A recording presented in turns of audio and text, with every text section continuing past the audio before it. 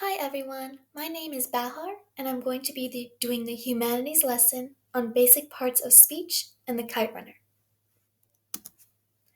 So the first thing we're going to look at is a verb. Verbs are action words that describe what a character is doing or thinking. For example, to walk, to talk, or to move. One way of conjugating a verb is to conjugate it in the form of simple past tense. Simple past tense is when an action that occurred at a specific time in the past. It is a completed action. The rules of conjugating a verb to be simple past tense is to add ed or d to the end of the verb.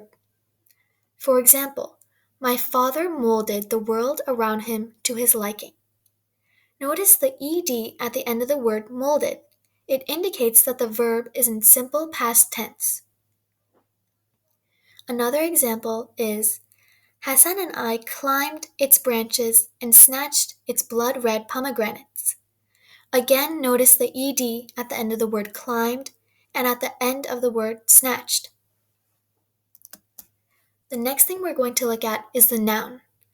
A noun is a word that means a person, place, thing, or idea, the name of a set of objects. There are two main types of nouns, common and proper nouns.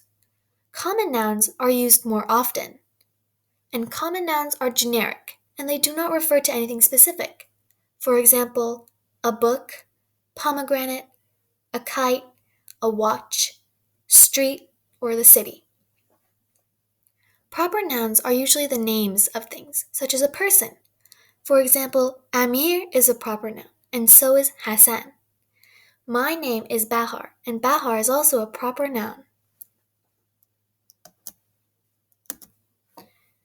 In a sentence, nouns are often the subject or the object.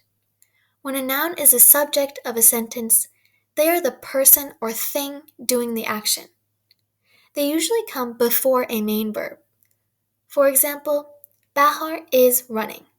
Bahar is the subject of the sentence, and running is the main verb of the sentence. When a noun is the object of a verb, they are the ones receiving the action. They usually come after a main verb. For example, Amir wrote a story. Amir is the subject. He is doing the verb wrote, and a story is the object in the sentence. The next thing is adverbs. An adverb is a word or phrase that describes a verb. Adverbs are words which can be used to enhance the detail or description of an action. For example, Amir moved quickly. Quickly is the adverb that is describing the verb moved.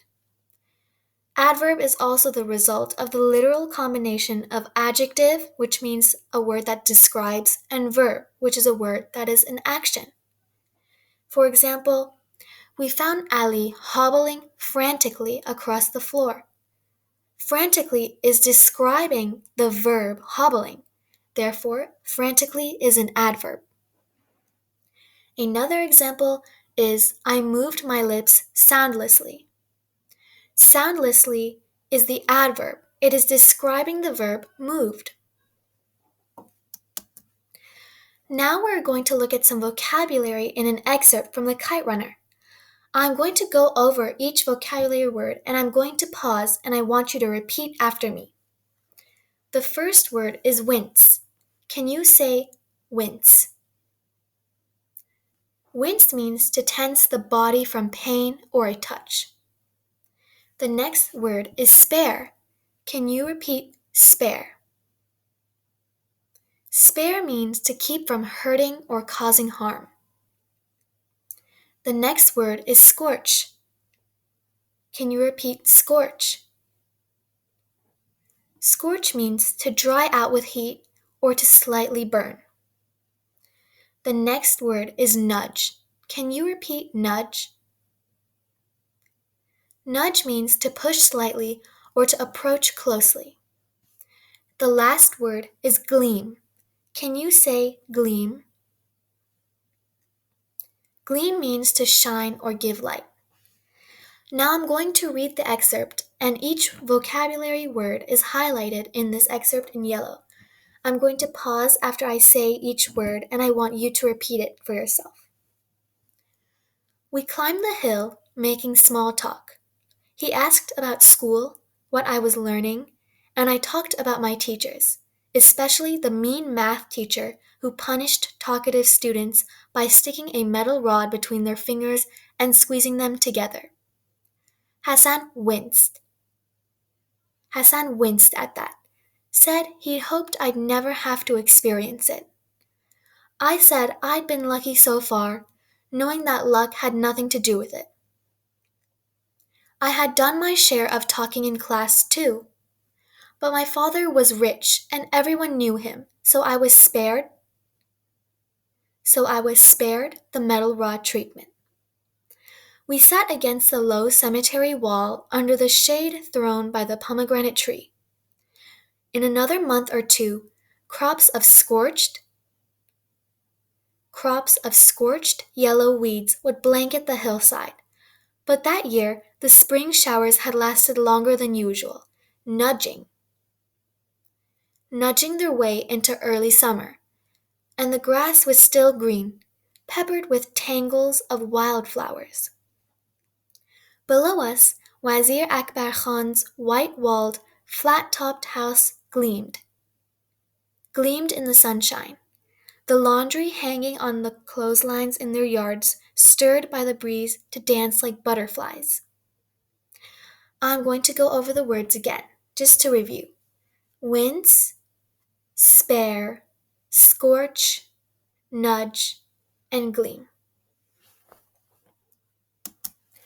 Next, we're going to look at some verbs in the excerpt. And you may notice that these verbs end in ed, which makes them known as simple past tense. So the verbs we're going to look at are climbed, asked, talked, punished, and winced. We climbed the hill, making small talk. He asked about school, what I was learning, and I talked about my teachers, especially the mean math teacher who punished talkative students by sticking a metal rod between their fingers and squeezing them together. Hassan winced at that, said he hoped I'd never have to experience it. Again, I want you to notice the ed ending at each verb, indicating that they are simple past tense. We're going to go over some more verbs in the second part of the excerpt. You may notice that some of these are from your vocabulary, like scorched and gleamed. We're going to go over scorched, lasted, peppered, gleamed, and stirred. And again, I want you to notice that they're ending with ed, indicating that they are simple past tense. We sat against the low cemetery wall under the shade thrown by the pomegranate tree. In another month or two, crops of scorched, yellow weeds would blanket the hillside, but that year the spring showers had lasted longer than usual, nudging their way into early summer, and the grass was still green, peppered with tangles of wildflowers. Below us, Wazir Akbar Khan's white-walled, flat-topped houses gleamed in the sunshine. The laundry hanging on the clotheslines in their yards stirred by the breeze to dance like butterflies. Again, the verbs we went over were scorched, lasted, peppered, gleamed, and stirred. Now we're going to go over some discussion questions from the book Kite Runner. You don't have to answer these, but you may think about them for yourself. In Chapter 4, Amir writes his first short story. When he presents it to his father does not offer to read it, and his reaction is very discouraging. I want you to think. Can you explain why his father disappoints Amir in most interactions?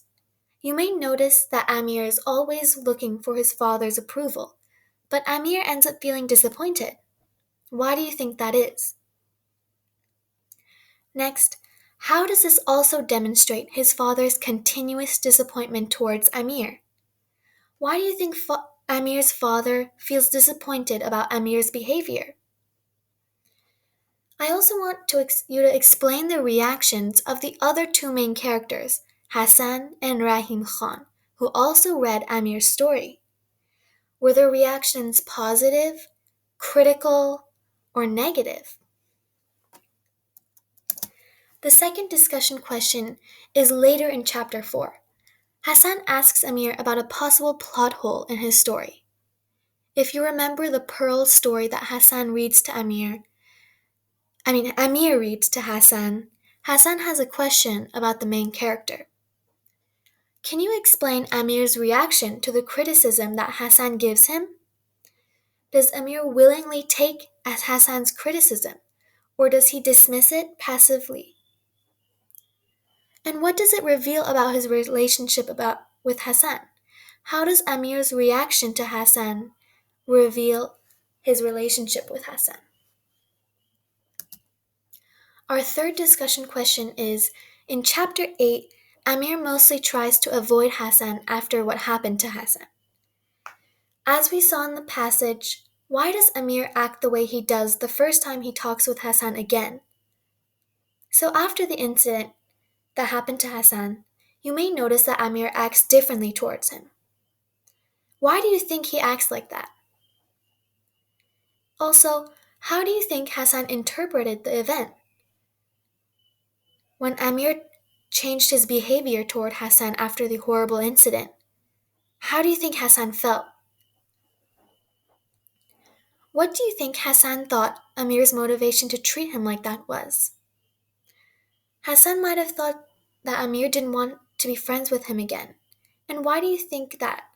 How do you think Hassan thought about Amir? How do you think Hassan felt about Amir? Why would Amir treat Hassan so differently than how he was treating him before?